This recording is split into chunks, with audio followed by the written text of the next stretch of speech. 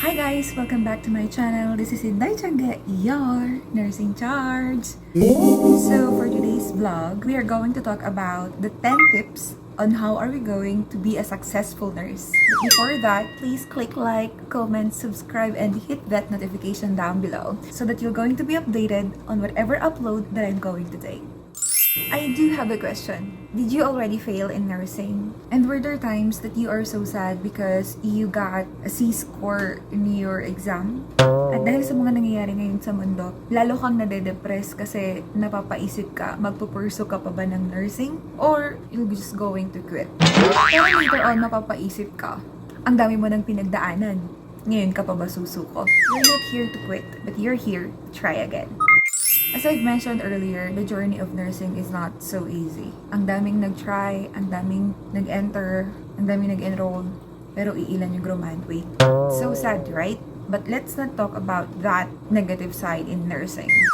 Yeah, choosing nursing is a big risk because of a lot of factors na pwedeng maka-affect doon. Choosing nursing is not easy because we are handling life from the time that the person came out from the womb until their death, right? It's from conception to death actually. The other reason is that it's an expensive course. Hindi basta-basta magpaaral ng nurse at hindi rin basta-basta mag-aral ng nursing.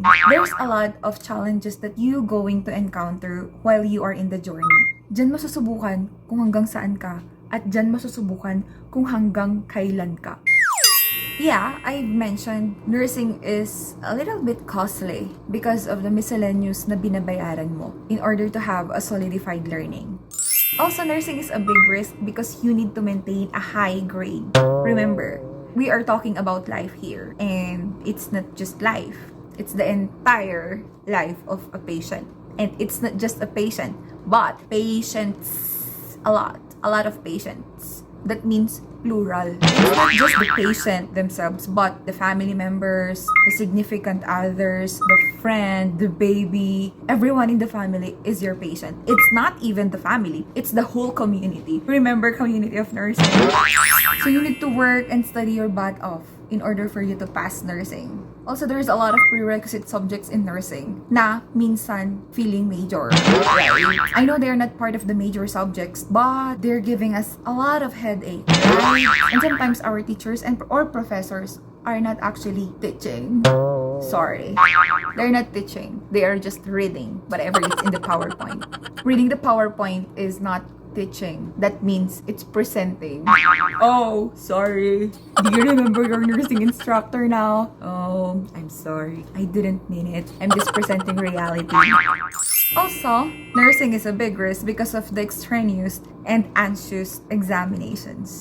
Do you remember your daily, weekly, and even monthly examinations? And it's more challenging because it's being done online. It's hard, right? It's hard to be a nursing student, but you have a goal to be a successful nurse someday. And how are we going to do that? Here are the 10 tips on how are we going to be successful in nursing. But first, let's have the intro.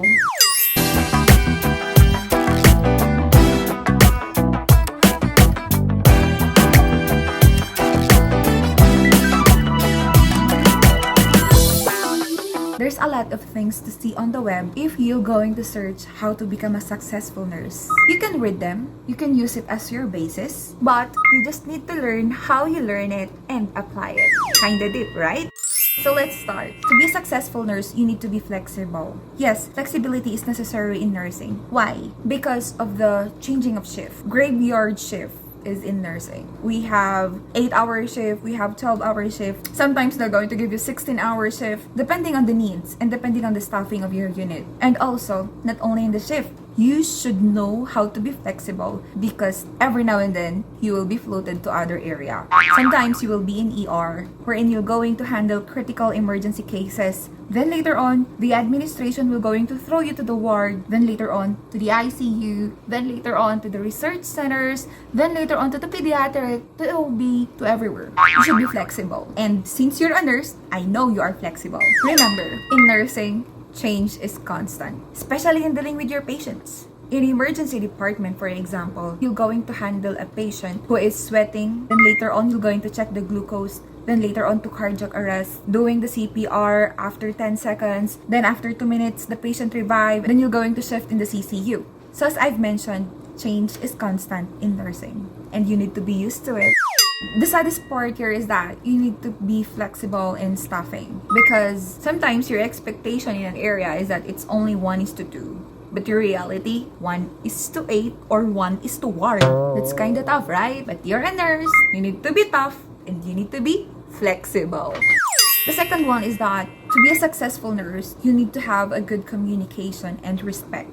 Respect not only to your colleagues, not only to the doctors, to the multidisciplinary team, but also to the cleaners. Cleaners are part of our team, and they are the one who is maintaining the cleanliness of our area. Also, to our porters, they are the one who's helping us in transferring patients. And yeah, I know sometimes you're an IT, you're a porter, you're a cleaner, and all those jobs are in your shoulders. But you need to be respectful. We need to respect everyone in the field and to have a good communication with them. If you're having a trouble in speaking to your friend because she's sometimes late, just have a good communication. A therapeutic communication can help you to fix the issues. Most of the time, you need to be respectful in your emails. And having a good communication in the email can ease up a problem, right? Just have a good communication in a professional way, especially in dealing with your ops or your managers. Sometimes as staff nurse, we want to have like this, we want to have like that, but we need to communicate with them. They're not going to know it unless you're going to say it in a professional way. Most of the time, our leaders are already fed up. Of course, they are just humans, but as a staff nurse, if you need a vacation, if you need a rest, if you need off, message your manager in a professional way wherein you're going to meet halfway. In the medical field, you need to have a closed-loop communication. Having a good closed-loop communication within your team is to uplift patient safety as well. And it will build good teamwork. So, practice closed-loop communication among your team so that even though you have understaffed unit, you guys are already exhausted and all, you're having a high patient's acuity. If you have this closed-loop communication among your team members, of course, you have a good patient satisfaction rate. Have a good communication with the significant other and to your patients by applying your therapeutic communication. Don't just set aside therapeutic communication. As I'm always telling, therapeutic communication is vital in the medical field. If you're going to apply a therapeutic communication with your patients, of course, they will be satisfied with your care and you're going to have a good nurse-to-patient relationship, or the NPR that they are telling in mental health nursing. The third one is adapting critical thinking. So you need to know when to react, to act, and how to act with the right solution on hand. This involves attention to details. You need to focus on your patient. You need to know what their needs. You need to know the things that not only the patient needs, but also the staff needs, the medical team needs. You need to focus. You need to have a critical thinking. Not every now and then it's the nurse's issue. Most of the time, it's the doctor's issue. There's always a problem with the delegation of tasks and responsibilities. Most of the nurses do not know their scope of services. So, in nursing, you need to know your scope of services so that you can apply a good critical thinking. Also, you need to read along the lines. Most of the time, the patient will not tell you that I'm in pain. You should have this reading along the lines and noting non-verbal cues, verbal cues. Sometimes, our patients are going around the bush. If you're doing the interview, they will say, no, it's not like that. No, it's not like that. It's actually it's like this. Started from like this until the story is not ending up like it's the truth, right? They are just going around the bush. So you need to have this critical thinking when to bat in and how to bat in. If you are doing the nursing assessment, consider verbal and non-verbal cues because this will going to help you in applying your critical thinking. Remember that most of the patients are actually hiding the truth. So, you really need to know how to use your critical thinking, applying your good communication with them.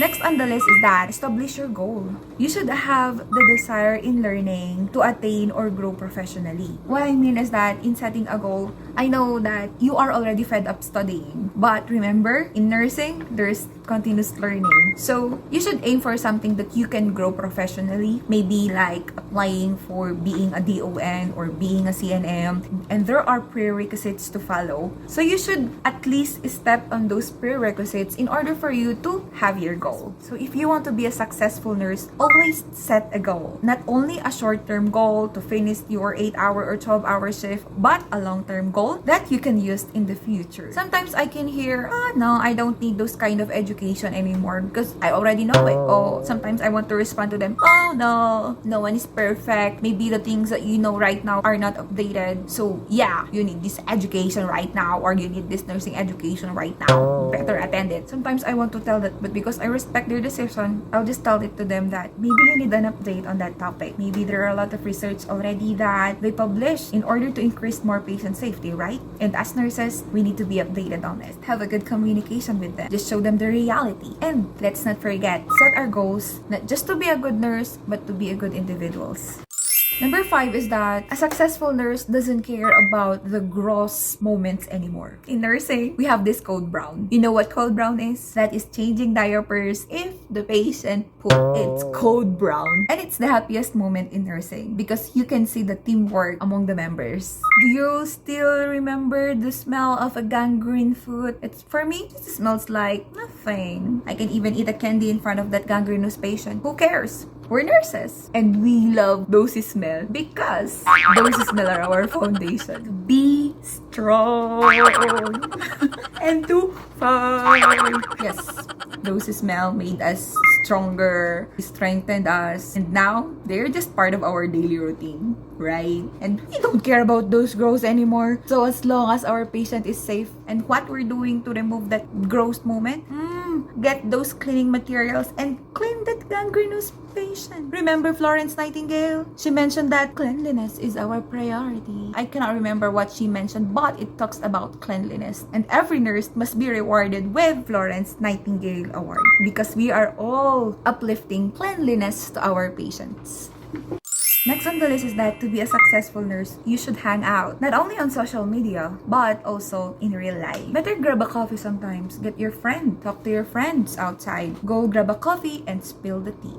The next is read books. Books can widen our imagination and it will give us a lot of ideas. Not just the books in nursing, but also grab a book that will empower you, that will strengthen you, that will motivate you. Grab a book that will improve your personality. Being a successful nurse is not just reading nursing books. You should also have these motivational books that you will read in order for you to become more successful and to become a bolder person. A successful nurse has this empathetic relationship, not only to her patients, but also to her colleagues and to her friends. Successful nurse must have this empathy in their heart. The next one is patience and not giving up. There's a lot of stories already with this patience, not only in nursing, but in real life also. I hope that those nursing students right now who are doing online has this patience in their heart. It's really hard to study in nursing, especially if it's online. Especially if you have these family issues at home and you have a lot of things to be done for school and you cannot really balance it anymore because the comfort zone is not good. There's a lot of things that needs to be fixed at home and there's a lot of things that need to be fixed for schooling and you cannot concentrate. The thing is that you should always have this patience in your heart because there will be a time that you will fail because of those factors, but don't ever give up. As I've mentioned, you might fail, but remember why you took nursing. Always remember your goal. There might be a lot of examinations, daily, weekly, monthly, semestral, comprehensive, a lot of examinations in nursing. But you must have this long patience. Just remember why you started and why did you choose nursing. Finally, at the end of your hard work is a sweet cherry on top of your cake. Always remember that it will be worth it. Everything will be worth it. Once you receive or you get your license, it's no longer a tears of disappointment, but it's already a tears of joy.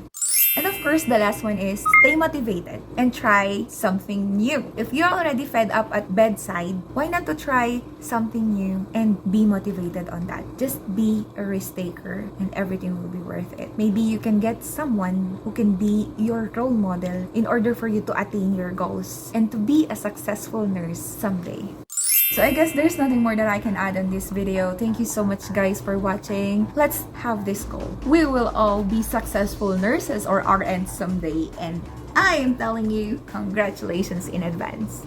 Thank you so much guys for watching. I hope you enjoyed this video. Please don't forget to hit that like button below and hit that notification bell. For those newcomers, please click that subscribe button there and comments whatever you want to comment. Either it's negative or positive, it's a room for improvement for me. Thank you so much guys for watching. See you again on my next video. Bye!